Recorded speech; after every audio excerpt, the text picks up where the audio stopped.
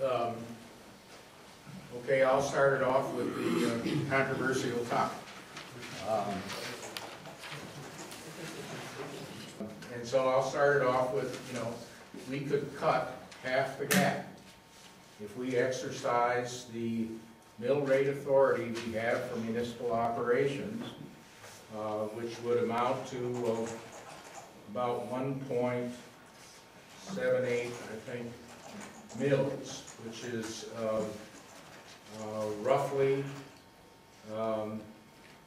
in the case of a $300,000 assessed value property with a taxable value of $100,000, it's roughly $80 addition to a tax bill. So it would bring the village government in this coming fiscal year $310,000, and that would cut in half the gap that we're looking at. So I hope that some of you will seriously consider all or a portion of that available remaining authority that we have for property tax revenue for municipal operation. You can do less than the full 1.78 mils. It would, as I understand the process at the state, it in effect has a one-year sunset on it because you can readjust your mill levy each time you prepare a budget. So in May of next year, if things have picked up in gross receipts, as we read in the paper, is happening nationally and beginning to happen in the state of New Mexico, and we're starting to see in the numbers that we get, then we can pull back on having exercised that mill levy. But that's would get us halfway there in providing a balanced budget going forward. Now the other two things that I would throw out, and you can do the multiplication yourself, if we were to do across-the-board payroll reduction, it's my understanding that 1%, for each 1%, we would get about $26,000 savings. So you did 3%, you could save $75,000 roughly. The other thing I would give you as a multiplier, and I'm going to make another comment to the audience on this. Our average employee cost, including fringe benefits for, let's say, the average employee, is about $50,812, right, Gary? So you can multiply that if you want to cut from our staff of 52 employees. You'd see, if I got more specific on it, we'd have to go into closed session, because if I was making a comment department by department, our departments are so small, 3 and 4 people in public works and the library, that it would identify a person. So I don't want to do that.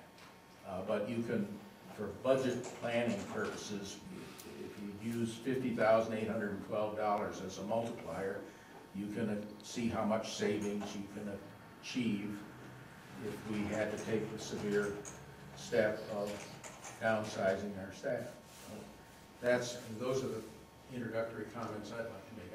Sarah, did you have things that you want to go into?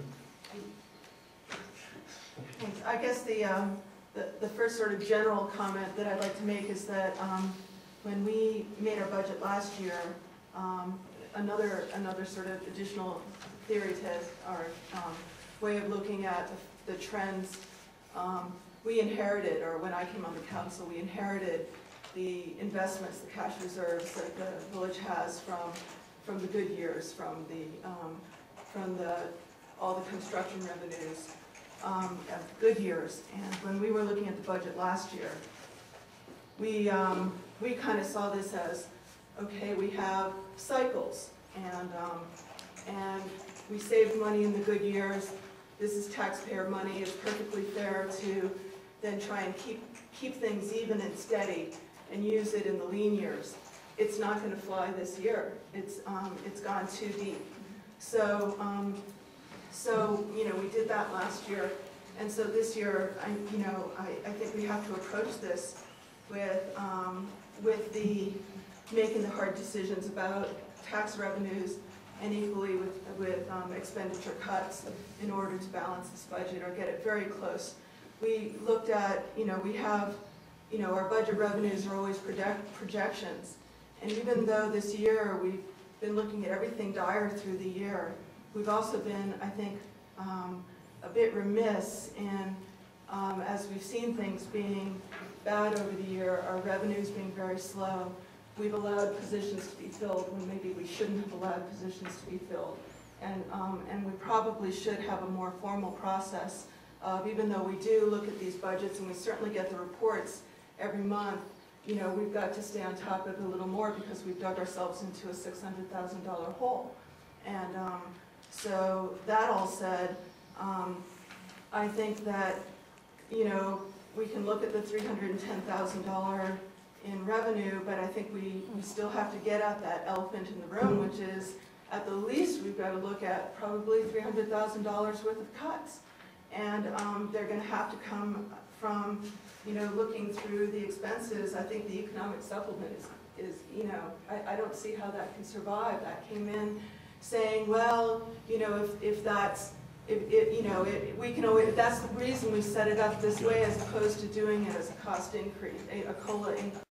So, it's time to start, that's $65,700, and, that I would say we have to eliminate. And, I have, do we want to stop there and go item by item and then let people keep pulling up things where they have questions? Or I'd have to kind of flip through my pages to start having some of, I guess I did have one question for Terry since I have the mic. I noticed, I guess the question very generally is, when I look in the special revenues funds, yes, there seem to be, typically those funds tend to be their own entity, but it seems that there are a lot of them that are running deficits as well.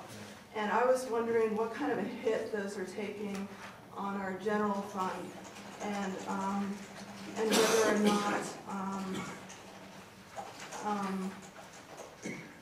so that's sort of just a general question. Usually those funds, if they're going to have an effect on the general fund, have a transfer in or transfer out on them, and I didn't see that, and I just wanted to clarify that. And some of them are the capital project funds, actually. Let me go kind of, do you want me to bring up specific ones?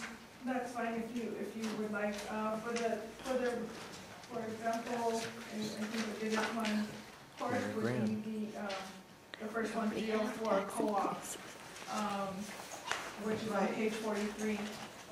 That $21,000 deficit, yes, that is a deficit. Showing this to the Davis on that they missed particular it. project. That would require a transfer from the general fund to be able to cover that expenditure. I did talk but see, what I also see is that we also, our actual revenue was $141,000, and we actually expended $205,000, and I see the transfer in, but I thought we did this bar just recently, and how did we end up $21,000 more, even more in the hole? I mean, this is what, is kind of the problem with the information in, information out. I don't know whether this is feeding our deficit for this year, but, or whether this is something that, leads to these lack of controls for next year as well. But we just recently did a bar because the, as I understand it, the state cut our co-op funds for '09, and Tony had not spent any of our '09 co-op funds because he was waiting to see what had happened. So we just did a bar, reducing the amount, which would mean that if we had a match for it, we should have had plenty of matches. And now we find out that we're over by, $21,000, and I don't understand how that would happen. Okay, the bar that was submitted was based upon what actually, what I'm trying to do is trying to clean